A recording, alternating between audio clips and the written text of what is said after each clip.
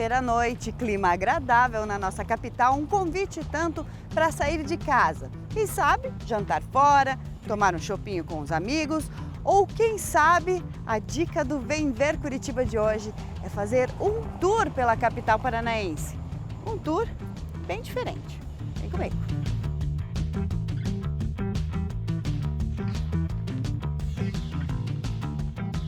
Esse é um tour de lendas urbanas, é um turismo diferente, é um turismo de experiência, né? É a gente olhar para a cidade com um ângulo um pouco mais escuro, digamos assim. A gente vai frequentar alguns lugares onde normalmente as pessoas não passam de dia, a gente vai passar a noite também, e vai contar alguns casos e causos da cidade. Muitas lendas, muitas histórias e algumas histórias também, né? A gente vai contar um pouco da imaginação da cidade, de como tudo isso mudou, como isso trouxe as características da cidade como um todo, né? Como é hoje, desde os primórdios de 1800 e pouco, 1700 e pouco até agora. O tour ele surgiu com uma ideia que eu tive no curso de guia, quando eu fui fazer o curso de guia de turismo, e dentro do curso a gente teve que desenvolver um roteiro, né? E esse roteiro então surgiu com essa necessidade que eu tinha de fazer algo diferente e de contar um pouco, aproveitando o gancho da história da cidade, um pouco da história da minha família, né? Uma vez que minha família trabalhava, digamos assim, com o outro lado. O público hoje é um público praticamente de Curitiba, são 95% dos participantes são da cidade, né? Ou são pessoas que moram aqui há pouco tempo, que já se consideram curitibanos, né?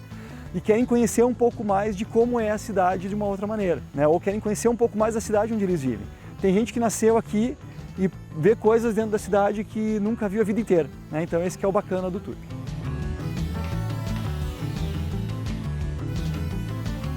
O que vocês vão passar hoje aqui nada mais é do que o turismo de experiência.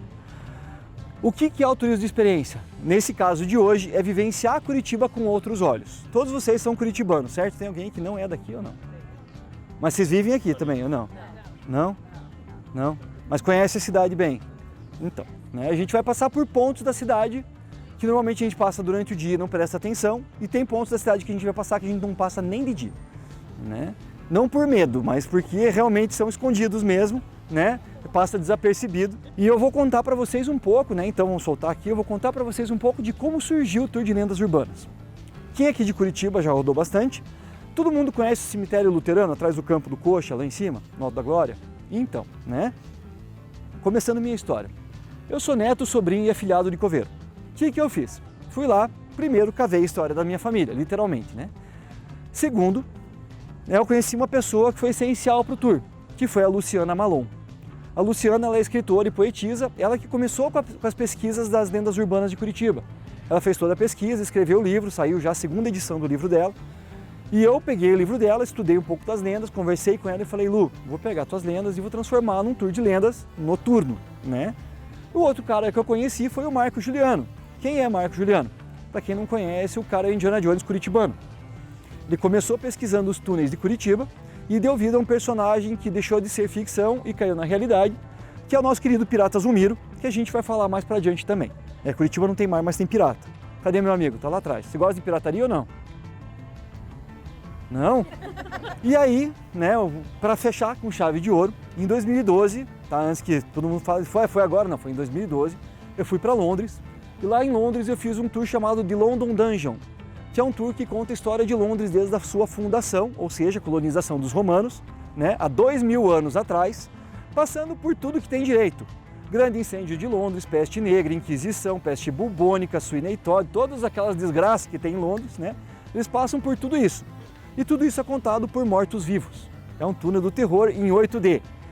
Do outro lado da praça, a gente tem o nosso querido Museu Paranaense, né, essa... A princípio, esperamos que seja a última morada do Museu Paranaense, das mais de 5 sedes que o Museu Paranaense teve em Curitiba, né? Aqui a gente teve um caso muito inusitado, essa importância do grupo também lá no grupo eu vou passar para vocês, da aparição de um fantasma nos anos 2000, 2002, 2003. Esse fantasma foi registrado pelas câmeras de segurança, abrindo e fechando uma porta. Como todos bons curitibanos, ou quase curitibanos que somos, né? A gente vai pela calçada, por favor, né? E vamos parar ao lado agora das ruínas de São Francisco.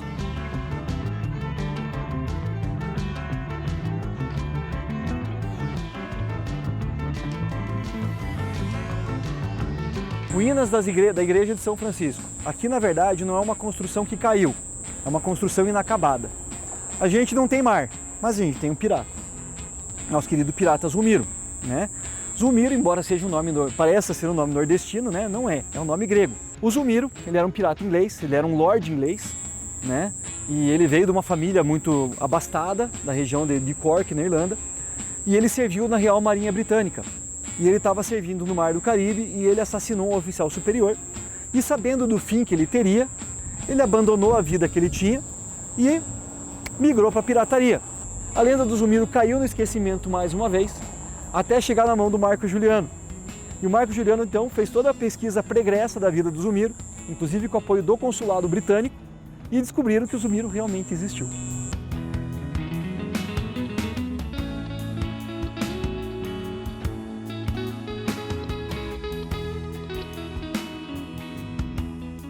O Palacete Giuseppe Garibaldi foi fundado pelos imigrantes italianos que chegaram aqui coitadinhos com uma mão na frente e outra atrás, né? Iludidos com uma promessa de um mundo melhor, na primeira fake news do Brasil, né? Os caras chegaram lá no final da época escravagista, né? Precisavam de mão de obra barata. Então vamos fazer o quê? Vamos bater na Europa, né? Chegaram lá com os panfletinhos, muito Zé Orelha.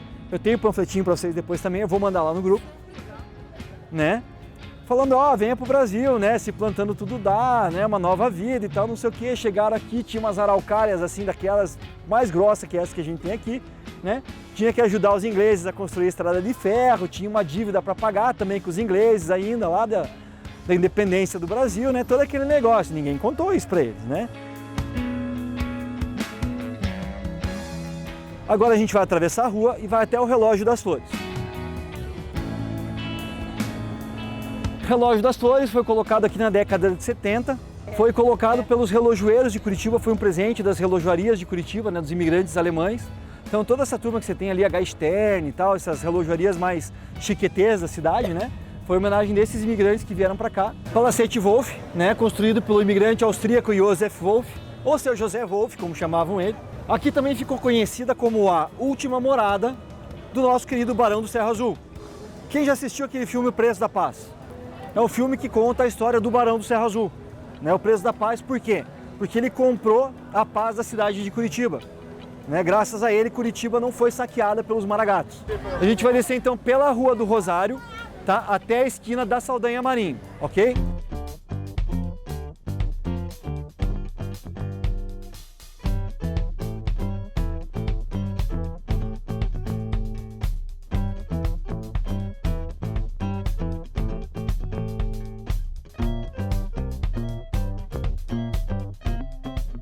Rua Saldanha Marinho, que também uma época ficou conhecida como Rua das Funerárias, pela proximidade com a catedral.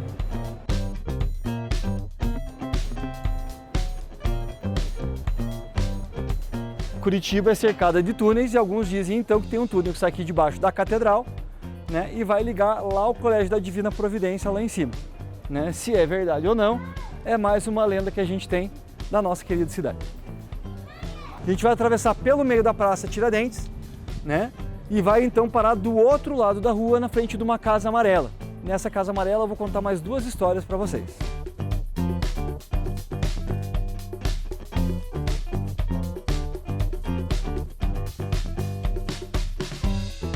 Primeiro eu vou falar de um prédio muito, né, de um prédio icônico que a gente tem na cidade, né?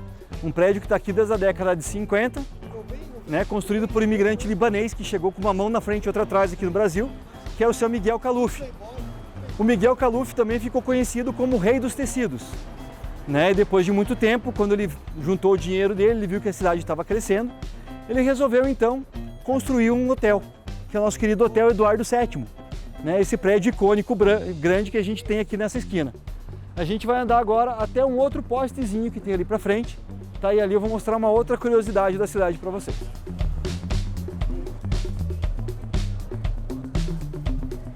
Aqui foi a primeira farmácia de Curitiba, né? Farmácia é porque eu falo que tem um PH, então é a primeira farmácia de Curitiba.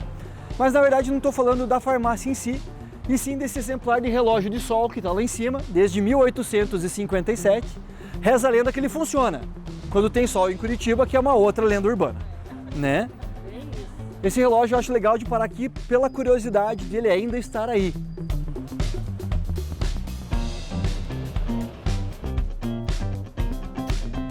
Fonte Maria Lata d'Água, né, uma obra, é baseada na obra do Herbo Stenzel, que é outro artista plástico paranaense.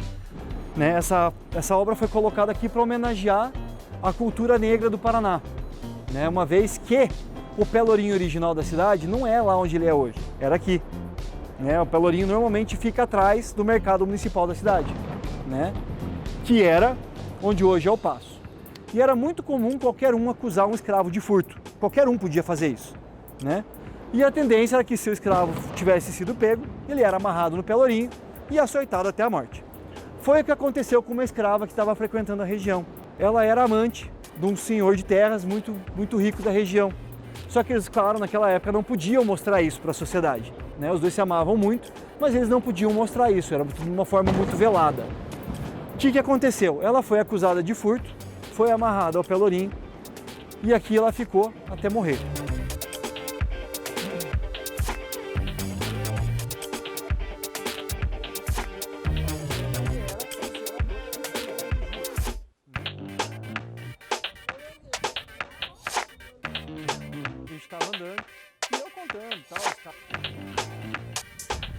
Universidade Federal do Paraná, colocada aqui, começou a sua construção em 1913, né, terminou em 1915. O prédio original era só o bloco do meio, depois que fizeram os dois blocos laterais. Né. Aqui, quando a Federal foi construída, funcionavam dois cursos. O curso de Direito, que era nos pisos superiores, e o curso de Medicina, que era nos pisos inferiores. Vocês lembram que eu falei para vocês qual era o curso que tinha nos pisos superiores? E nos pisos inferiores? Medicina, né? O necrotério era aqui. Quem tem coragem de olhar aqui dentro? Pode vir mais perto.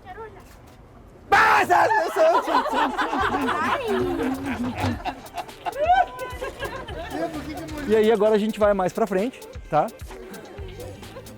Alguém sabe pra que lado fica o norte ou não? Pra lá. Pra lá? Como é que você sabe que é pra lá? Ah, muito bem! Quem ainda não tinha visto, nós temos uma bússola no centro de Curitiba, né? Então é uma coisa muito legal que às vezes as pessoas falam, nossa, eu atravesso 15, 30 vezes por dia, nunca tinha visto isso, né? Então aqui a gente tem então nossa querida bússola curitibana em formato de pinhão, inclusive, né? Mostrando para que lado fica o norte. Uma vez que levantava muita poeira, né? O mateiro comprou o prédio.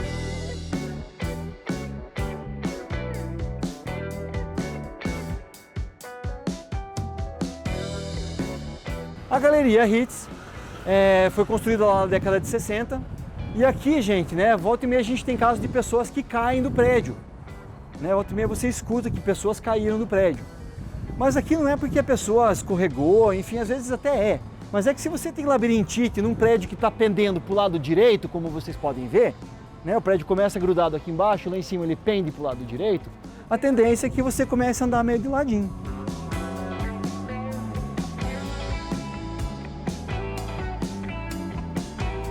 Praça Zacarias, né?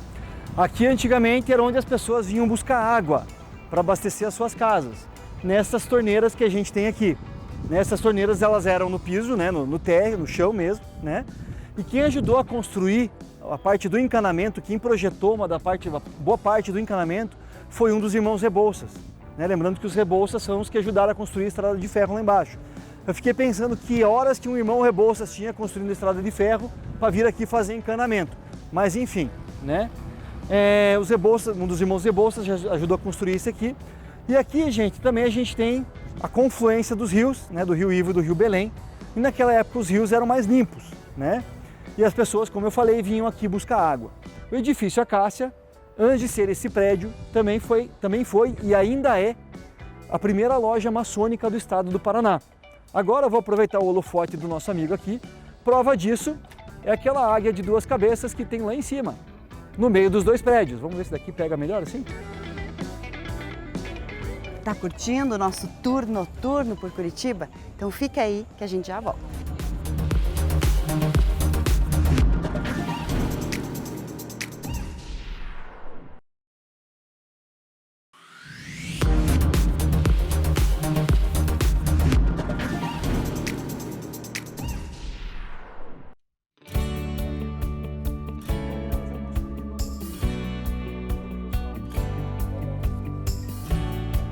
Aqui é o Instituto de Educação, onde a gente tinha o curso das normalistas, né, que hoje eu ensino formação de professoras, né?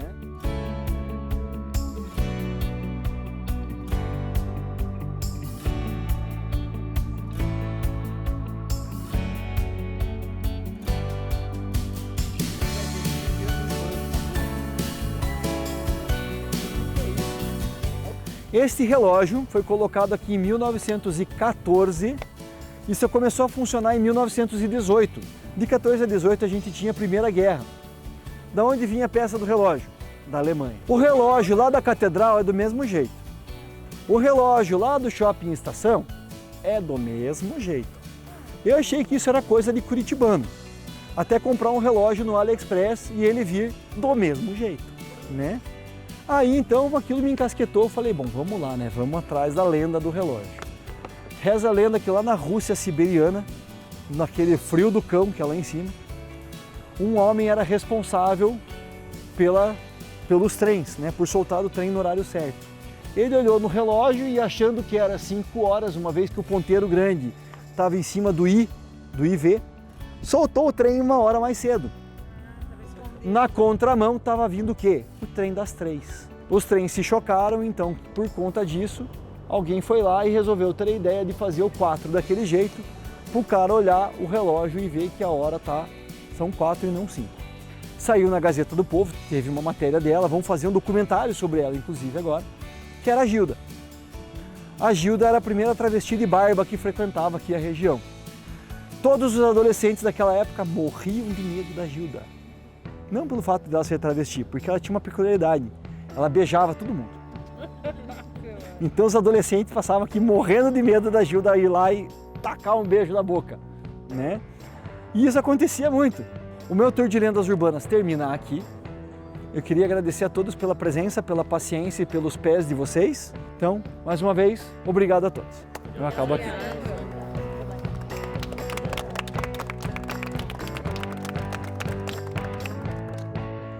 Mas a gente não vai dar spoiler do tour todo, não. Vem você ver Curitiba por este outro ângulo. O tour tem início toda sexta-feira às 19h30 no Belvedere, aqui na Praça João Cândido. É necessário fazer um agendamento prévio através do nosso site, né, perfil da agência do Facebook, a gente tem lá o perfil, né, que é Sunrise Eco Travel, e ali você tem todo um link para fazer inscrição para os próximos roteiros, tá? Todas as datas já estão disponíveis lá. Esse tour noturno foi inspirado no livro de lendas de Curitiba da escritora Luciana Malon. A Luciana escreveu esse livro aqui, ó, Lendas Curitibanas. Luciana, obrigado por receber a gente. Como é que foi a coleta de muitas dessas histórias que estão aqui no livro? Na verdade, eu não gostava quando a minha mãe contava quando eu era criança histórias como Rapunzel, Cinderela, Branca de Neve. Sempre Contos príncipe, de fadas. No final, a mesma história. Príncipe, eu não vejo nenhum príncipe, eu vejo pedreiro, eu vejo padeiro, eu vejo leiteiro. Por que não esses homens comuns, né? Daí ela começava a contar a história de fantasma com pessoas comuns. Então eu gostava quando ela falava a história da Maria Bueno, a noiva do Belvedere, o guardião do cemitério, o cachorro do Drácula, lobisomem, mula sem cabeça. Você gostava dessas histórias Dessas mais histórias misteriosas? mais misteriosas, E que você tinha uma noção de que poderiam realmente ter acontecido. Isso, porque era sempre, de repente, uma empregada doméstica que virava mula sem cabeça, né? Um padre que virava lobisomem. Então, pessoas do cotidiano comum, uma professora que morria, depois aparecia na sala de aula, né? No caso da Maria Bueno, era uma lavadeira que começou a fazer milagres, depois morreu, voltou a fazer milagres. Então, pessoas comuns, pessoas do cotidiano que você podia encontrar a qualquer momento. Esse livro aqui é de 2019, 2019, então. é. Que tem o primeiro, ele era mais fininho, né? E era branco e tinha uma capa ali do Jardim Botânico. Esse já é o 2, tem as lendas antigas e tem as lendas inéditas também com uma capa mais misteriosa, mais escura.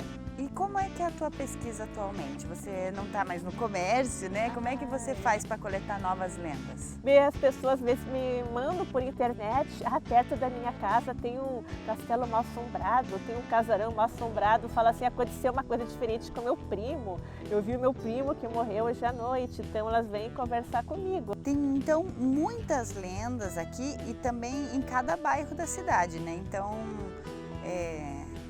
todos os bairros têm alguma história diferente. É, aqui. alguma história diferente que eu fui denotar porque eu atendo no comércio pessoa de todos os bairros de Curitiba. Era gente até da região metropolitana. E sempre no final do dia do trabalho eu vinha voltando com uma história diferente. E assim, a gente está numa praça aqui no Jardim das Américas e você falou que essa praça também tem fantasmas. Tem história que tem aqui a praça do professor japonês, que era um professor da Shanshan-Noe, que ensinava, ele era oriental, e tem estátua dele ali, o busto dele ali. Diz que aquele busto não é original, aquele ali é o falsificado, que é com gesso. O original era de bronze. Diz que os rapazes tentaram tirar a estátua de bronze e viram um senhor alto com roupas de samurai, assim, falando em japonês para eles saíram correndo. É a história que tem aqui. Então ele protegeu o seu busto. O seu busto, daí trocaram, né? Mas o de bronze é o de gesso e tá ali agora o busto de gesso. Luciana, muito obrigada por esclarecer algumas histórias da nossa cidade, né? Algumas lendas. Eu espero não ver fantasmas, espero continuar. Mas se eu ver algum, eu prometo que eu te conto, tá? Para você pesquisar e contar pra gente um pouquinho mais. Obrigada, então. Aonde que eu acho o seu livro para comprar? Pode ser comigo, pode ligar para mim ou no WhatsApp 41995125567 ou me procure na rede social, no Facebook, Luciana do Rocio Malon Lendas. Muito legal, então. Ficamos por aqui, vamos buscar mais lendas, mais histórias para contar para vocês aqui da nossa cidade. E agora vamos conhecer um pouco do trabalho do Sebrae no setor do turismo. O Sebrae trabalha no setor do turismo como um setor estratégico para o estado do Paraná. O que quer dizer isso? Que além da gente atender as empresas da porta para dentro, melhorar a estratégia da empresa, melhorar a questão da gestão, a gente quer também atuar no ambiente onde ela está inserida.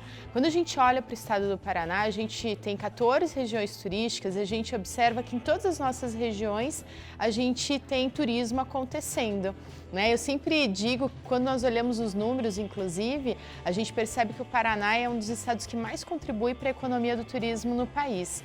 Nós temos um dos principais fluxos turísticos internacionais, o terceiro maior fluxo turístico internacional no estado do Paraná. A gente é um dos principais estados em relação ao fluxo de turismo doméstico, estamos entre os 4 principais destinos com relação ao fluxo de turismo domésticos.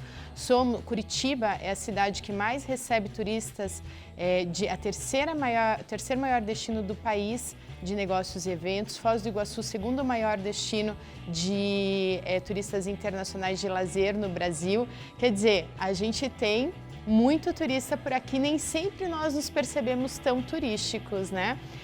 Eu até penso que isso tem a ver um pouco com o fato da gente ter outras economias muito importantes no estado do Paraná, o agronegócio, a indústria são muito importantes e às vezes o turismo passa um pouco despercebido diante disso tudo, mas também porque o nosso principal turista ainda é o cara de negócios e eventos e esse cara, ele passa despercebido pelo nosso destino, né? Ele passa como muitas vezes uma pessoa comum, mas que tem todas as necessidades de um turista comum. Ele precisa se alimentar, ele precisa se deslocar, ele precisa pernoitar e eu falo que é muito bom trabalhar com esse cara porque ele é um cara que vem com dinheiro, a viagem dele está subsidiada, já pagaram para ele alimentação, hospedagem e transporte e ele vem com uma coisa que é culpa.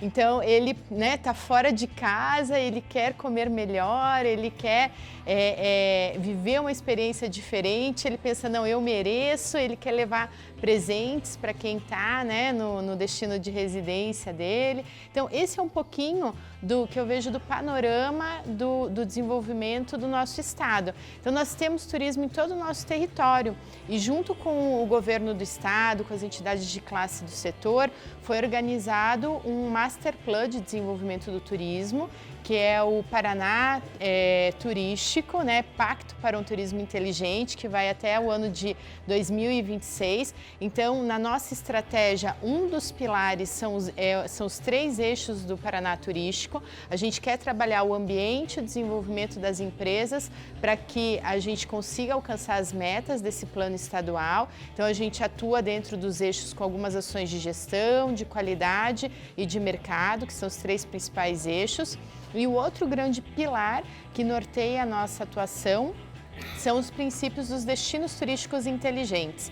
Não que todas as nossas cidades serão destinos turísticos inteligentes, mas a gente precisa se nortear por esses 4 princípios, que são o ecossistema, a inovação e tecnologia, a experiência e a sustentabilidade. E aí, dentro desses 2 grandes pilares, a gente desenvolve ações tanto para o ambiente como para as empresas, né? Então, ações de melhoria de gestão e de mercado para as empresas e de melhoria deste ambiente como um todo. Por isso que a gente pode dizer que dentro do turismo, o Sebrae atua estrategicamente. Escolhemos esse setor, então, porque quando a gente olha o território, a gente vê que todo o estado do Paraná possui empresas de turismo e o turismo é formado essencialmente de micro e pequenas empresas, né? 98% dos negócios em turismo são micro e pequenas empresas. Então, está aí um mercado fértil para a gente trabalhar e que a gente tem como missão elevar e potencializar dentro das estratégias de atuação do Sebrae.